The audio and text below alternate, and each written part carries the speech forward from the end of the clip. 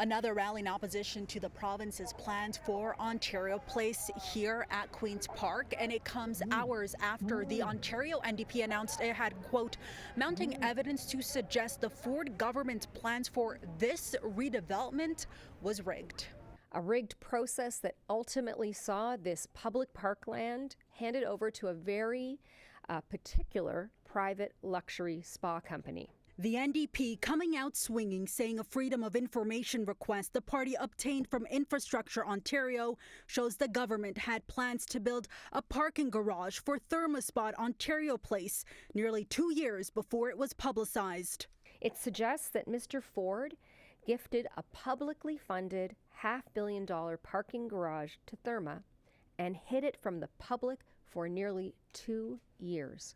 The Austrian-based company has plans to open a private spa and water park at the public site. The NDP is raising questions over the province's timeline and the bidding process for the iconic waterfront. When did the government commit to this $500 million parking garage, and why have they refused to be transparent with Ontarians about this process? The NDP introduced a motion to terminate the deal with the European company, struck down by the government.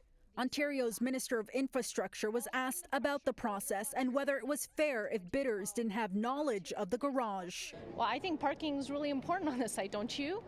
It will be a site that will attract close to 6 million, if not more, people. Outside, public lands should remain in public hands. And that's exactly why we have to end the lease. a rally calling for the lease to be scrapped, attended by the opposition parties, organized by the advocacy group Ontario Place for All. This lease is for 95 years, so we're giving away public waterfront land for our children, and our children's children won't be able to experience it. And every detail we've learned about this lease is bad news. Others, including Toronto Mayor Olivia Chow, proposed the spa be built at Exhibition Place, but the province says too late. Work has already started on the site. For City News, I'm Faiza Amin.